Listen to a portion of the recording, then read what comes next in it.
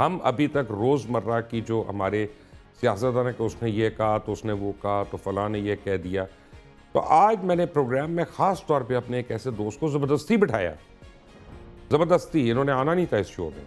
गौर भट्ट साहब हमारे एंकर हैं, तज्ज़ियाकार हैं, लेकिन इनको मैंने ज़बरदस्ती इसलिए बिठाया कि जो 190 मिलियन पाउंड वाले केस की जो पेशी हो रही थी फाइनल, जिसमें सज़ा सुनाई गई बानिया पीटीआई को 14 साल और बुशरा मानिका को 7 साल, सॉरी बुशरा बेगम को 7 साल की सज़ा सुनाई गई। पता नहीं मानिका क्यों मेरे मुंह से निकल जाता है। लेकिन उसके अंदर ये मौजूद थे और इन्होंने बानिया पीटीआई को 3 ख़ास सवालात भी किए थे।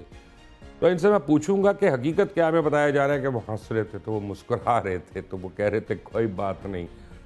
तो असल अंदर की कहानी क्या है, और इनको मैं कहूँगा कि कसम उठाएं, कुरान पे हाथ रखें, फिर अपना मुझे जवाब दें कि जो ये बताएंगे सच बताएंगे अवाम के आगे, क्योंकि अवाम का हक है कि उनको सच पता चले और दोनों साइडों में से किसी साइड का कोई आदमी झूठ ना बोले।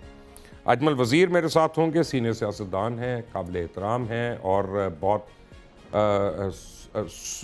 आप समझे तदब्बर वाले सियासतदान हैं। ये अपना लूज टॉक नहीं करते और ये बड़ा सोच समझ के बात करते हैं। हसन मुर्तज़ा पाकिस्तान पीपल्स पार्टी से इनका ताल्लुक़ है।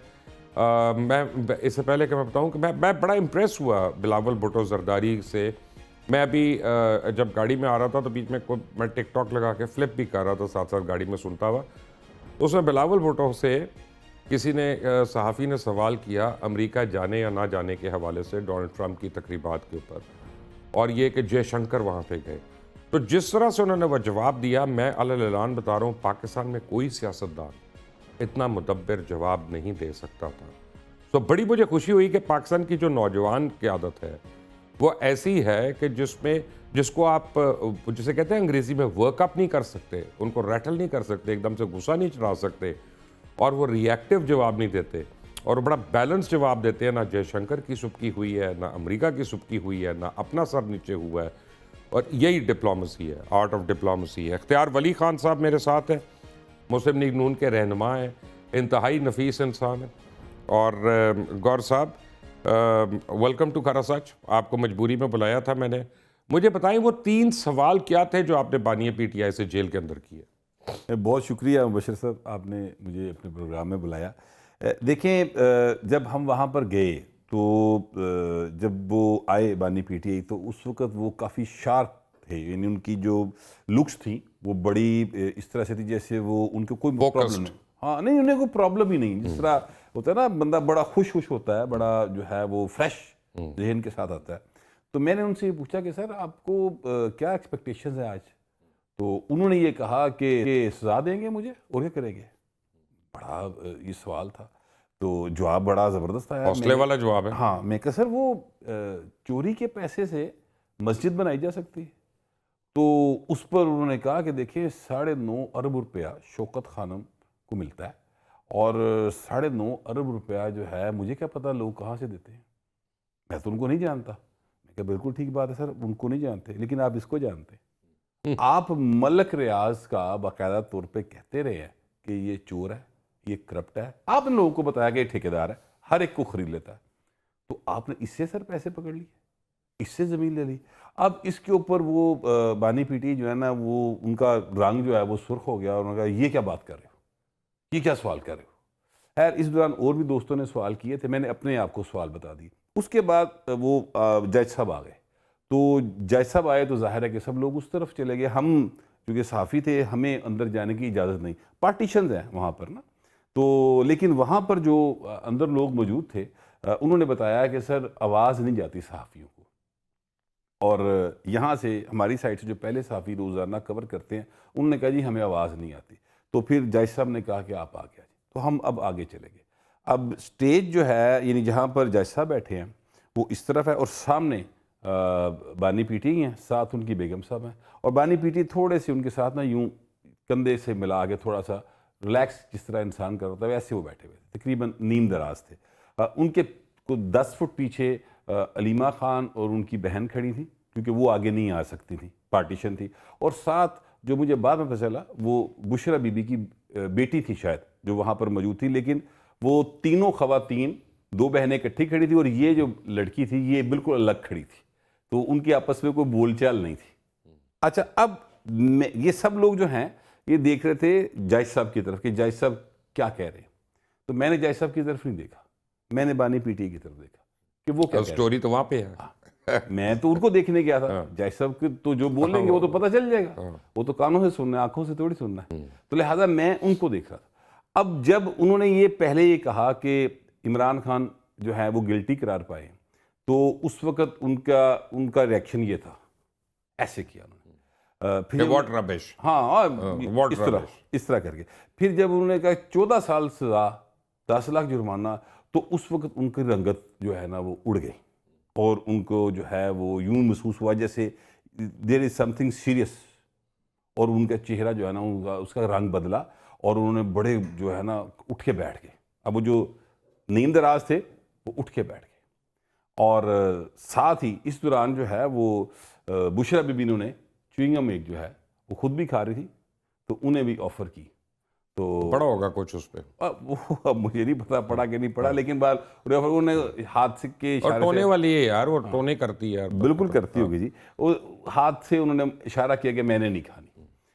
इस दौरान फिर बुशरा बीबी की बारी आ गई। अब जब बुशरा बीबी की बारी आई तो उन्होंने कहा कि वो भी गिल्टी करार पाई। तो उस वक्त जो बानी पीटी हैं उनका बाकायदा तौर पे अब जो है ना होंठ वो उस वक्त तक खुश्क हो गए थे और चेहरा बिल्कुल जो है उसकी रंगत बिल्कुल, यानी आप समझ लें कि पीला तो नहीं मैं कहूँगा, लेकिन सफ़ेद पूरे तरीके से हो गई। सुर्खी होती है ना आपके चेहरे, वो ख़त्म हो गई। आंखों में नमी थी जिस वक्त उन्होंने उनको, यानी आप कह रहे हैं कि वो रोने वाले हुए थे? नहीं, मैं ये नहीं कह रहा रोने वाले थे, मगर आंखों में नमी थी। मैं ये कह रहा हूँ, सिर्फ मैं ये नहीं कह रहा कि वो रोने वाले हो गए थे, लेकिन उनकी आंखों में नमी थी। और वो जो हैं बुशरा बीबी को जब उन्होंने कहा कि 7 साल सजा, उस वक्त जो है ना वो बाकायदा झुंझलाहट का ये आलम था कि अगर दरमियान में पार्टीशन ना हो और वो जेल ना हो और पुलिस वाले ना हो तो हो सकता थी भाई हथी भाई में जाके, ठीक है। अब जब ये सारा काम हो गया तो फिर मैंने उनसे कहा कि सर आपका रिएक्शन चाहिए, अब ज़ाहिर आपको सजा हो गई है, आपका रिएक्शन क्या?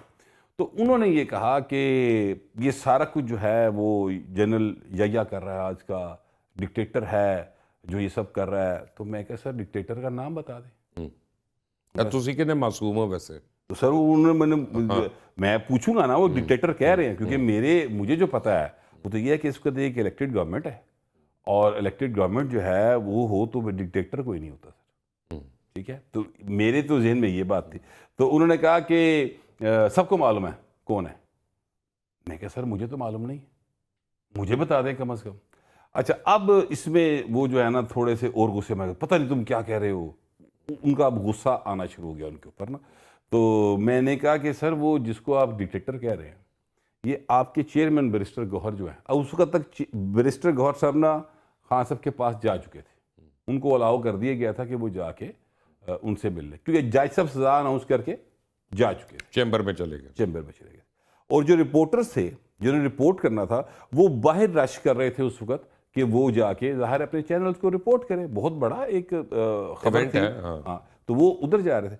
अब मैं उनसे ये सवाल करूं, और मेरे साथ मोहसिन बिलाल थे उस वक्त खड़े, और साथ मेरे खड़े थे शायद साकिब बशीर साहब थे, और मेरा ख्याल है कि उस वक्त शायद इमरान शफकत भी वहीं पर कहीं मौजूद थे, यानी हमारे साथ थे लेकिन वो गुफ्तगू में नहीं थे। ओके। हाँ, मगर वो मौजूद थे। रिजवान रजी भी होंगे। रिजवान रजी थे, लेकिन रिजवान रजी मैंने आपको बताया रिपोर्टर्स जो हैं ठीक है बाहर जाने की उसमें थे। तो ये एक सीन इस तरह का था कि हर बंदे की उस तरफ अटेंशन नहीं थी, ठीक है।